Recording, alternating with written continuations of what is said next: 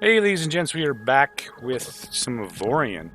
Um, so this whole uh, hazard zone thing has really kind of bothered me because I was a big pirate. I loved a pirate.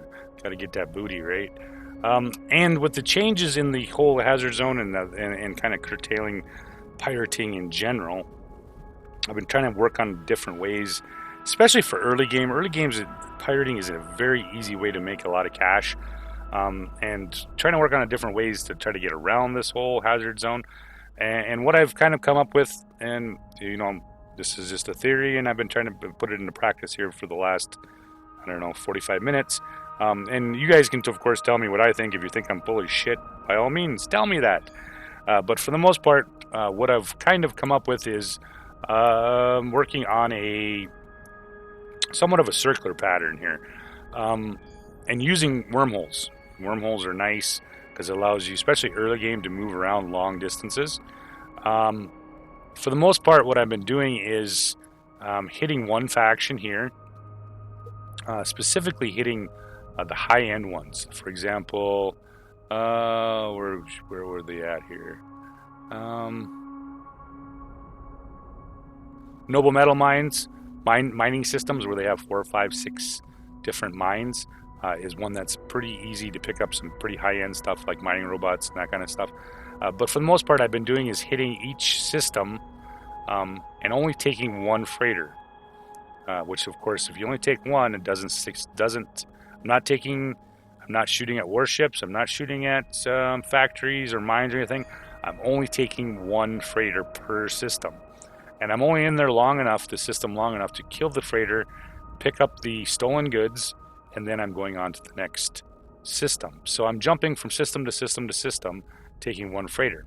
Now, once I do that, after I did a fair amount of raiding in one area, then I'll jump a wormhole, and I'll go down to a different faction, take one, of course, for example, this one right here, lead mines, lots of mines, taking one freighter from that, jumping to the next system, taking one freighter from that, until I hit just about everything in here, and then I'll jump another wormhole. For example, I jump to this wormhole. This is the whole thing about exploring and using wormholes as much as possible. Jumping down to this faction, hitting, once again, another mining sector, something that's got something that's interesting, hitting something, force generator factory, targeting system factory. There's usually high-end stuff there.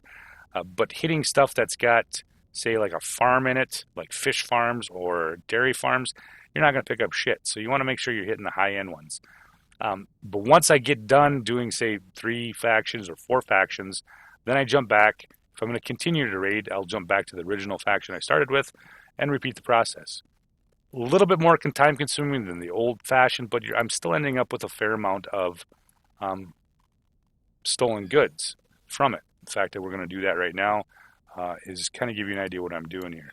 So we're going to pick a system. And the other thing I'm doing, and I should tell you about this, is that if you're first starting out with this whole rating thing is, you typically, if you want to start rating, return to the essentially material sector so if you're up here in the trinium naonite section, you want to go back to like the iron titanium section to start rating, because you have a pretty decent ship. You'll be a very powerful ship back here in this system. So you don't have to put up a fight. If you go into a system and it's hazard zoned, an entire fleet will jump in, and you'll have to fight multiple ships. By just doing the one ship, it's not turning into hazard zone, and you're not having to get into a big prolonged fight, unless of course you want to. But if you're just looking for easy cash, quick cash, go in there, hit the one freighter, and get out. And typically, like I said, if you have a ship that's naonite trinium, go back to the iron titanium. You're going to be a godlike. Once you get back there, they can shoot at you all you want while you pick off freighters, and then jump to the next one. So just a wash and repeat. So like I said, kind of a circular rating thing now. So I'm thinking here, go to the next faction. When I get done with that, I'll jump down to this faction, take my stuff that I want, and so forth. So we're going to jump into another green dot here. Now, I've already did this twice. This is my second pass, and I've hit these. It looks to be about a half hour, 45 minutes, and you can keep that from going into that hazard zone. And I've picked up a fair amount of stuff. Some neutron accelerators, some mining robots, all stuff that's worth a fair amount of money. Laser compressors, high capacity lenses, you know. And you don't have to keep all this stuff, but we're going to go to right here when we're done, which is a smuggler hideout, and we're going to talk about that. All right, so we're going to jump in, and this is essentially what I've come up with to try to get around this whole zone bullshit that seems to be killing rating, in my opinion. This is still not the best ideal because you're just not getting the sheer amount of stuff that you used to get. I mean, I like the boarding station thing and all that, but the problem is in boarding stations and ships, it takes more time than it really should. And depending on what station or ship you get into, for the boarders to win, and I didn't get anything out of it. So this looks like a pretty decent one. There's a trading post, and a repair. And what do we got here? Well, we got a cargo transport right off the bat. So we're just going to blow him up. We're not fighting anything because I don't want to turn this right away into a hazard zone. And we're just going to fly by his dead carcass, and we're going to pick up. Apparently they've turned into kamikazes. Whatever's cargo is here. So I got stolen water. Well, there's worse things. I've had a whole bunch of sheep one day. Yeah, like space sheep and cows, space cows.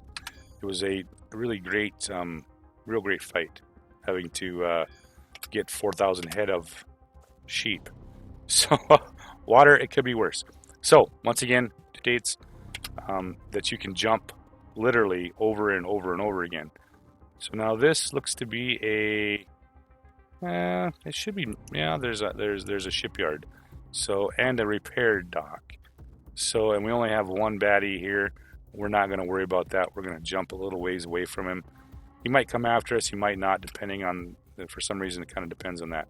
And all we're going to do here is just hang out and wait for a freighter. Yep, he's actually accelerating toward us, which is fine. I don't have to engage in a fight. This is why I always like to prefer the quicker ships. I can just circle around here until a freighter pops in, which just did right now. So what's this freighter got? Doesn't say. I prefer the heavy cargo carriers if you can find them. Those are typically the ones I'll go after first, if they even show up. If they don't, like I said, it's not a big deal. We're just looking for quantity over anything else. There we go. All right, so he's going to be kind enough to push the wreckage out of the way, and we're going to stroll right on over there. See what we pick up for cargo.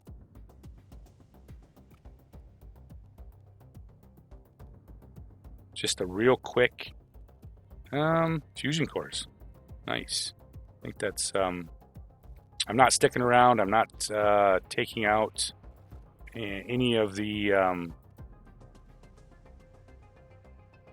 Now I'm really tempted to shoot him, but I'm not because I don't want to extend that hazard zone longer than I need to.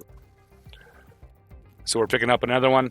We just keep jumping, take the one freighter, and then we move on. This seems to keep, by making this continuous circuit, it seems like a lot of amount of stuff, and I'm still getting a fair amount of cash by simply playing it the long way here. So we're going to move off again. And this is probably not the greatest system right here, since we got just a resource depot. And we do have we have a trading post too. So it ain't too bad. So let's sit here and wait. Lots of enemy warships. But if I generally, like I said, I just stay out on the fringe here and don't get into an extended fight with them or blow any of them up. That's the other big one. Ooh, we got a couple freighters coming through here. There's a cargo transport. Let's see if we can find a heavy. That's a loader. Salesman. We don't want salesmen. There we go. That's the ticket right there. The big heavy cargo haulers.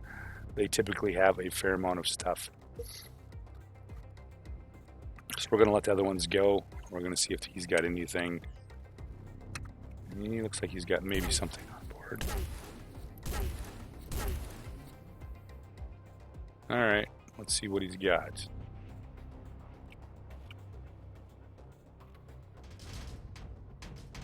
Ooh, what do we get? Anti-grav. 460 stolen anti-gravs, which is pretty decent cash right there. So we'll pick up the money. We got a mining system, a double laser turret, and we're out of here. So this is essentially the system I'm just kind of going to go with. Seems to be the most successful of not keeping your constant hazard zone and having to wait hours upon hours, it seems like, for them to come out of it. So we're out of here. Those guys keep shooting. And this is what I was talking about earlier about having a stronger ship and going back. These guys don't bother me at all, even if they're... So, I've been finding as much as I can. Anytime I'm doing this is to find a smuggler's hideout, just so I can dump this stuff relatively quick. So, what do we have here? Of course we do. They always find me somehow.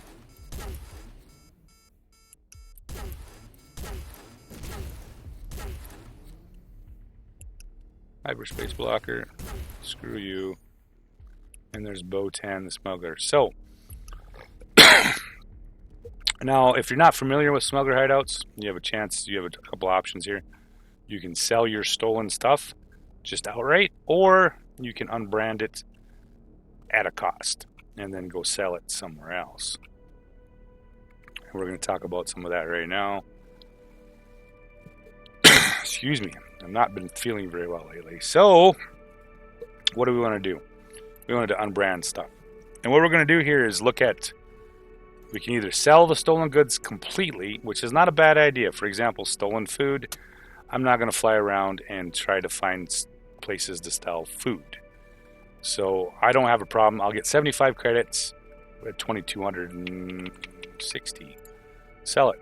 Pretty good, 443,000. No, that couldn't be right. Yeah, maybe. Fuel, once again, 308 credits. And we'll sell it here. Hopefully, this is the problem when you have too many things going on making money. It's hard to just get a straight number.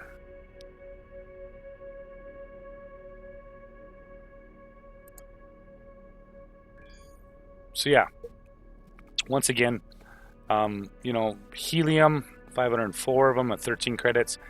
I tend to get rid of the low-end stuff like this because it's just, you're never going to go, even if you unbrand it, which is going to cost you 50% or 50%, and then you have to spend the time and effort to go get rid of it. Even the high-end stuff, for example, anti-grav units are normally, so at 25%, so this is 25%, it's worth roughly 25,000 to 30,000 credits. They're going to give you 6,000, and you're not going to have to fly anywhere to sell it. Early game, this is not a bad thing. I mean, most early games, if I'm doing the rating, I don't even care what I got. I'm just looking to make credits. So I'll jump in, just sell everything I just stole, and then move on. Until I get a certain amount of money built up, and my ship has got the capacity to jump far enough to different stations to sell stuff. But for the most part, early on in the game, you're just going to, in my opinion, just sell everything, take the cash, and walk away, because you're not going to want to spend any more time actually jumping from station to station to trying to find the best prices. If you like to trade anything, go ahead. If you don't, if you're just looking for the cash, go to the Smugglers Den, dump it at get the 25%. It's 25% of something that you never had. So it's not like you're actually losing money on this deal. You're still making money. You're just not making as much. To make more means you're just going to spend more time. So for that, and then like I said, with unbranding, if I'm interested in doing it, so 25, 20, 12, 24,000, 25,000, 26,000 credits, it takes half of it to unbrand it. So when I get done, I'll have a unit that's worth 12,000 credits. Of course, that's also going to depend on where you go to sell it. You could be able to make back almost all of your money and sell it for the original price of 25,000. But once again, this is a time issue. As you get further into the game, mid-game to late game, there's a lot of this stuff that you might want to keep. For example, plasma cells. Might be something you want to... Power units.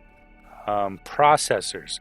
This is all stuff you can use in your factories, which I would normally do anyway. Nanobots. Something that you want to keep. And as you further, like I said, the further you get into the game, industrial military Tesla coils are used for building some parts of turrets. Things like that. You might want to keep them because, they're not always the easiest thing to find.